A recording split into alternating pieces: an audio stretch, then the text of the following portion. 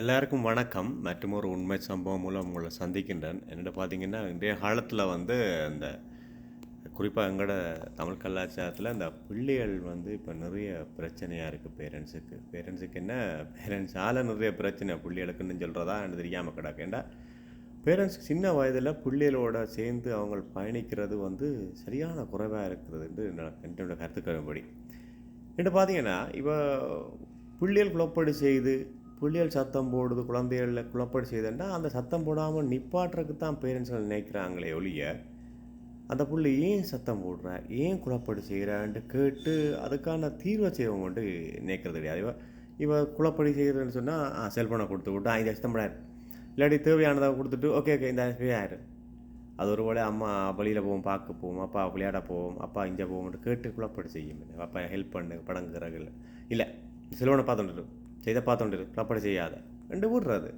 மற்றது நாங்கள் வீடு வளர வண்டி போட்டு பிள்ளைகளையும் பார்க்காமல் வேலைன்ட்டு ஓடுறது. இப்போ அதுகள் என்ன மனநிலையில் இருக்குதுகள், அதுக்கு என்ன மன ரீதியாக தேவை, உடல் ரீதியாக என்ன தேவை, அவங்களோட தேவைகள் என்னென்று நாங்கள் இருந்து கதைக்கிறதும் இல்லை, அதை கேட்குறதும் கிடையாது.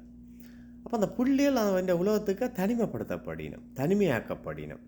அவங்கள இப்போ அந்த கம்ப்யூட்டர்கள் அடுத்த செல்ஃபோனுக்குள்ளே போய் அதுக்குள்ளே உலகம் உருவாக்கி வாழ வலிக்கிறது. ஏண்டா தேதை பண்ணிஞ்ச அவங்களுக்குள்ள புரிஞ்ச முஞ்சைகளை குடும்ப பிரச்சனையாக இருக்கும், அவங்களுக்குள்ள புடுங்கப்படுவாங்க என்ன. அப்போ அதெல்லாம் பார்த்து பிள்ளைகள் தனிமையாக பண்ணி தங்கட வாழ்ல தனி உலகத்துக்கு போகுது. அது போயிட்டு அங்கே போய் அதுக்குள்ளே தங்களோட சில விஷயங்களை ஃபேஸ் பண்ண முடியாமல் மென்டலி எஃபெக்ட் ஆகி அதுக்குள்ளே அதுகள் என்ன செய்யலண்டா அந்த பிள்ளைகள் தாக்கமாகி டிப்ரெஷன் ஆகுது தங்களாகவே. இது தேதை பண்ணக்கு இதில் தெரியாது. அவங்களுக்கு வீட்டு பிரச்சனைகள் அடுத்த அந்த தங்களோட குடகணம் மனைவி பிரச்சனைகள் அதுதான் இப்போ பெருசாக அதை நினச்சி கொண்டு பிள்ளைகளுக்காண்டி வாழ்கிறதில்ல தானே. நாங்கள்லாம் எங்களோட சுதந்திரத்துக்காண்டி எங்களுக்காண்டி வாழ்கிறதால நாங்கள் யாரை பற்றி கவலைப்பட மாட்டோம். பிள்ளைகளுக்கு முன்னாலேயும் சண்டை பிடிப்போம், பிள்ளைகளுக்கு முன்னாலேயும் நாங்கள் தண்டுவோம், எங்களை வாதம் பண்ணால் கூடாதுண்டுவோம். அப்போ பிள்ளைகள் தங்களோட தேவைகளை தேவைப்பட கதைக்கிறது கூட இல்லை. கேட்டால் அம்மா அப்பா காத்து வீணம் குழம்பு வீணம் அப்படின்ட்டு அவருடைய பிரச்சனையை சொல்கிறதும் இல்லை. அப்போ அவங்க தங்கட வாழ்ல ரூமுக்கு போய் இந்த கம்ப்யூட்டரில் என்ன பார்க்குறாங்கன்னு தெரியாது, என்ன செய்கிறாங்கன்னு தெரியாது. இப்போ அதால் அவங்க பாதிக்கப்பட்டு மன அழுத்தமாக இருக்கிறாங்களா, ஏன் கதைக்கிறாங்களில்லை, ஏன் குழந்தைங்க பேசுகிறாங்களில்லை, ஏன் ஒதுங்கி போகிறாங்கள்ட்டு கூட தேதப்பண்ண விசாரிக்கிறது கிடையாது. பிறகு மன இறுக்கங்களால் அவங்க சைக்கோ ஆகி தேதப்பண்ணை கொல்றது, தேதப்பண்ணை கத்துறது, தங்களை கில் பண்ணுறது, தாங்களோட ரக்ஸுக்கு அடிமையாகிறது, இப்படியான பல விஷயங்கள் நடக்குது. இந்த இப்போ அண்மையில் கூட அமெரிக்காவில் பார்த்து கேள்விப்பட்டோம். பார்த்தீங்களா ஒரு விஷயம், தாயங்கொல்லி தம்பியாரம் இதை கொல்லி கிடக்கின்ற மாதிரி. ஏன் இப்படி வருது அவ்வளவும் இறுக்கமாக ஏதோ சம்பவம் அந்த பையனுக்கு நடந்திருக்கு. அது மாதிரி எங்களோட கலாச்சாரத்திலே நிறைய பேருக்கு இருக்குது. என்ன போத வஸ்துக்கு அடிமையாகிறது, குடிக்கிறது, அப்படி இப்படின்ட்டு அப்படியே பிள்ளைகள் உண்மையில் எங்களோட இளம் சமுதாயத்தினர், நான் எல்லாரையும் சொல்லல, குறிப்பிட்ட சில இளம் சமுதாயத்தினர் அப்படியே கைவிடப்பட்ட நிலையாக போய் கொண்டிருக்கிறது. நினச்சா மன வருத்தமாக இருக்குது உண்மையாக. நாங்கள் யாருக்காக பணம் சம்பாதிக்கிறோம், குடும்பத்துக்கு பிள்ளைகளுக்காண்டி. அந்த புள்ளிகளையே கையை விட்டு பணத்தை சம்பாதிச்சு என்ன செய்ய போகிறோம், புள்ளங்குதா அவங்களுக்கு. அதுதான் நான் சொல்ல வர்றது. கஷ்டப்பட்டு பணம் இல்லாட்டி பரவாயில்ல, கொஞ்சம் அந்த புள்ளிகள் வளர்கிற காலங்கள்லேயோ அந்த கொஞ்சம் காலம் புள்ளிகளுக்கு நேரத்தை ஒதுக்கி அவங்களோட பயணிங்க, அவங்களுக்கு என்ன தேவை, அவன் ஏன் யோசிக்கிறான், ஏன் அமைதியாக இருக்கிறான், என்ன செய்கிறா ரூமுக்குள்ளே, படிக்கிறியா, என்ன புத்தகத்தை கொண்டு வா, படத்தை காட்டு, வெளியில் யார் ஃப்ரெண்ட்ஸு, எங்கே போயிட்டு வாரா, ஏன் லேட் ஆகுது கேளுங்க. அப்போ அவனுக்கு அம்மா அப்பா எங்களை பார்க்கினோம் ஓச்சு பண்ணினோம்னு சொல்லி ஒரு பயம் இருக்கும், எல்லாம் ஒரு ஒரு ஒரு ஒரு இது இருக்கும், வேலைக்கு வீட்டை போகணுன்ற ஒரு தன்மை இருக்கும். தங்களை கேள்வி கேட்குறாங்கன்ட்டு.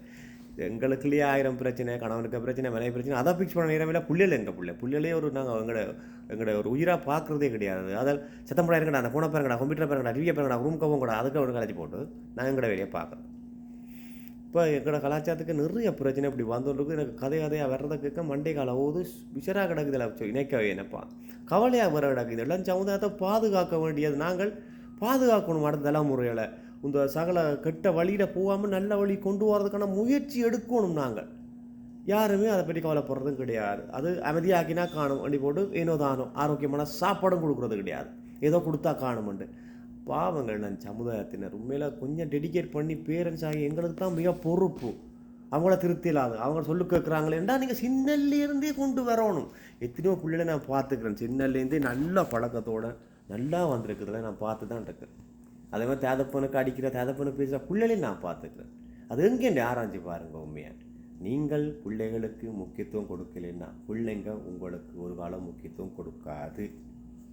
இதுதானே காலங்காலமாக யதார்த்தமாக அம்மா அப்பாக்கள் என்ன தாங்கள் சாப்பிடாட்டிக்கு எங்களுக்கு சாப்பிடுறது உங்களுக்கு அந்த தெரியாது.